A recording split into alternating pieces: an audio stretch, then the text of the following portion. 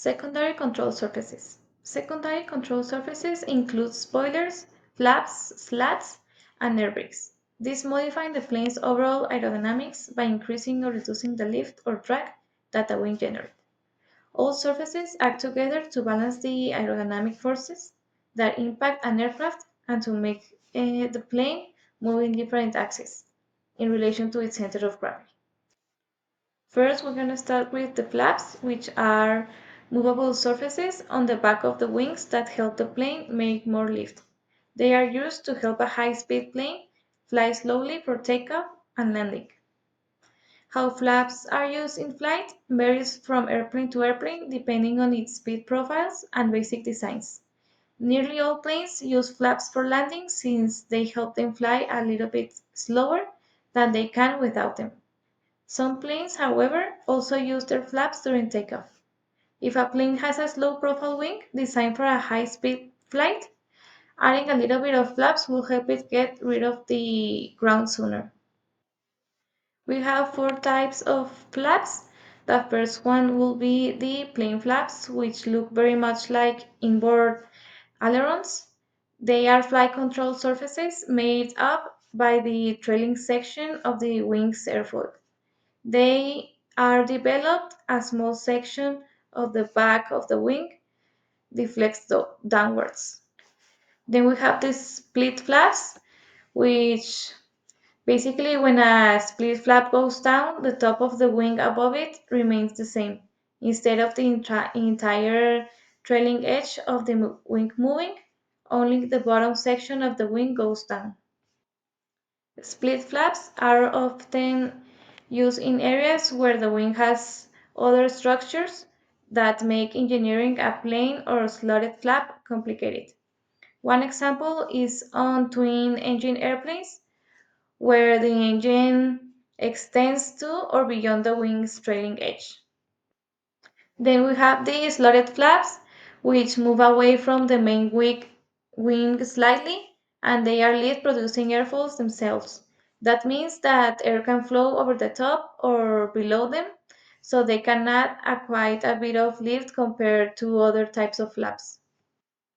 Last, we have the Fowler flap, which is very similar to the slotted with an aerodynamic flow created over the flap of the wing, but separates the Fowler from any other sort of flap is that they not travel down but up as well. It means that when the Fowler flap are extended, the plane's wings area increases to make more lift. Flaps work by moving the trailing edge of the wing downward, which makes a chord line. Without changing the pitch of the plane, flaps create a bigger angle of attack of the wing and therefore more lift. But included drag is also created with the angle of attack increases. So even adding a little bit of flaps adds drag too. As the flaps get lower and lower, they add parasite drag as well.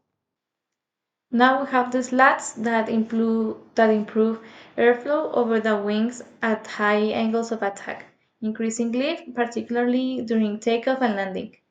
They extend forward from the wing's leading edge, allowing smooth airflow over the wing at lower speeds, which delays stall. How do they work? The lift of a wing makes a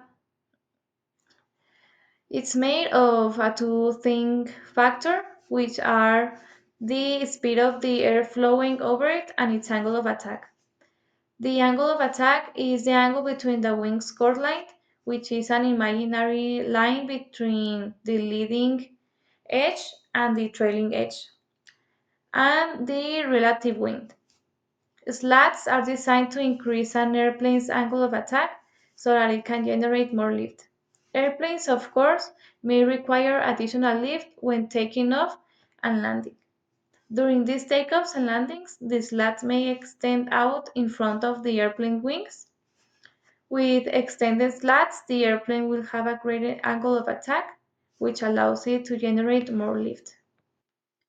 When the slats are extended and the angle of attack is increased, Air from the bottom part of the wing enters to the top part of the wing. This speeds up the air flowing over the upper surface and increases its kinetic energy.